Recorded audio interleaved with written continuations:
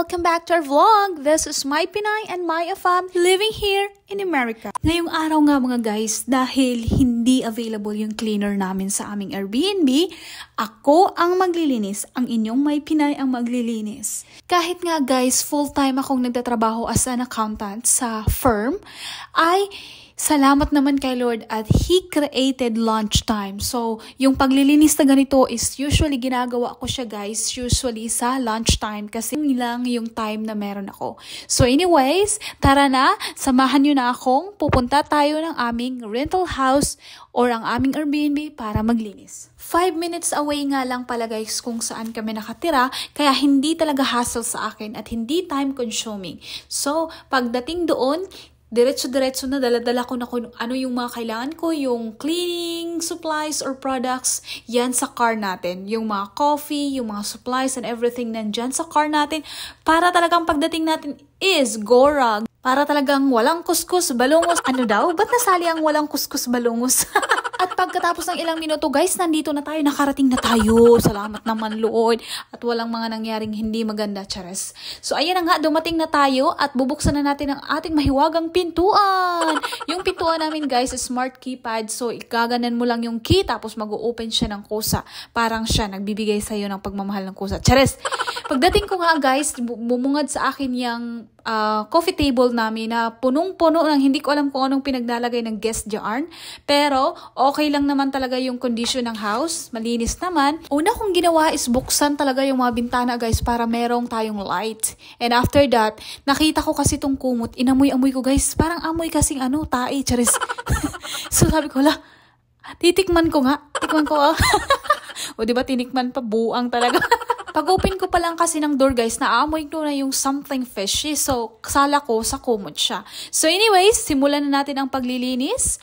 Tara na, kasi 4 na bedroom pa ang ating lilinisan. Kaluoy sa Diyos. So ayan guys, kailangan natin titingnan natin yung mga bedsheet and everything. Kukunin natin yan lahat para i-change ng bago. So malinis at mabangong mga bedsheet ang ating i-change. So ayan, pinagkukuha-kuha ko na yung queen na bed. At dito naman sa king na bed guys, na kasi nga walang light. So, hindi ko naman maabot dahil nga hanggang langit yung nito ng bed na to. Sa height kong 4'11", hindi talaga guys. So, ayan, tingnan nyo. Pati pag ko, diba, hindi ko talaga maabot. Pati pag talaga, naku, ang inyong may Pinay is 4'11" lang. Sorry naman talaga. Ito nga guys, minsan talaga yung minsan nakakonflict talaga ng schedule ko kasi nga as a working accountant sa full-time na nagtatrabaho sa isang firm. Tapos kailangan ko pang linisin, kailangan kong gawin tong mga bagay na to. Talagang fully book ang oras ko. Tapos nagvo-vlog pa tayo. O diba, nagvo-voice over pa ako ngayon. O diba, talagang napaka-fully pack ng schedule ng inyong My Pinay. Pero anyways, it's just a matter of time management. Pag gusto, maraming paraan. Pag ayaw, maraming dahilan. So, ayan, guys, going back lang tayo sa buhay ko bilang real estate investor. So, ano nga ba yung business namin? Isa sa mga business namin, guys, is yung real estate nga. So, nagpapaupa kami ng mga bahay, long term at short term. Ito nga yung sinasabi ko sa yung Airbnb. So, guys, si My Afam, pinapalago niya ang sarili niyang business na accounting firm. May sariling firm si My Afam. Ako naman, guys, is papalaguin namin. Nag-usap kami na papalaguin namin ang aming real estate business. So, ako talaga, guys, I'm very, very hands-on. Gusto kong nakikita lahat, ano yung mga discrepancies, ano yung kailangan kong gawin para mag-success ang isang bagay. So talagang hinahands-on ko yan guys, hindi ko inaasa kahit sino.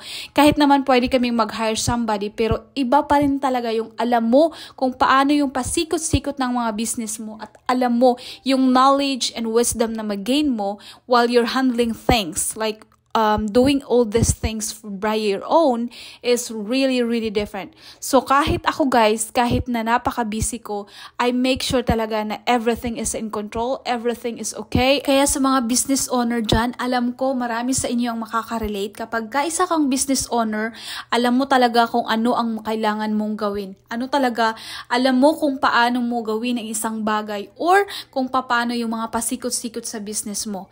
And I salute you all. So, isa din sa mga bagay or isa rin sa mga business na maire-recommend ko sa inyo guys is tong aming ang ginagawa, which is real estate investing.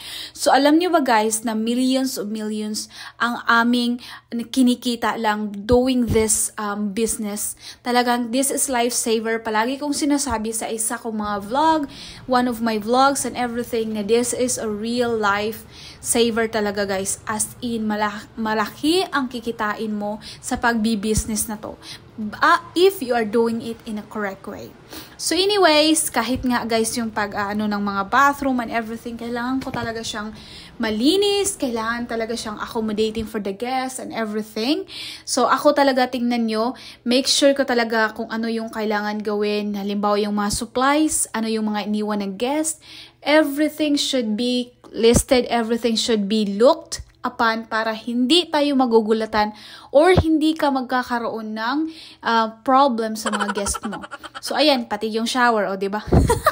Yung shower ko guys, hindi naman sana ako maliligo. Tapos yung yung nasa taas ang bumukas, o ayan, o diba? Dahil hindi ko maabot yung shower bathtub, kailangan ko tumuntong guys dahil nga sa 411 lang ako, diba? Iinumin ko pa yung guys, tikman natin. Masarap ba to? Masarap ba ang tubig sa Amerika? So anyways guys, yung isa naming bathroom nga ng paglilis ko guys is napakaraming hair. Isa sa iniwan ng guest. Hindi ko alam kung anong pinagagawa nila dyan. Basta napakaraming hair. Tapos parang mga makeup. Yan yung parang nandun sa white na wall. So sabi ko talaga, buti na lang talaga na-invent ang cleaning supplies. Ito nga pala guys yung lalaban ko pag uwi ng bahay.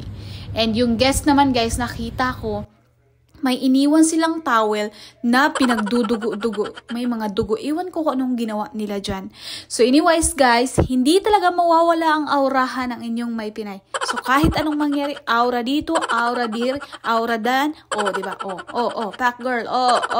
Sige, aurahan mo pa girl. Nasa bathroom ka girl, ha? Wag kang dyan girls. May makakita sa'yo girl. My God. So guys, thank you so much for watching.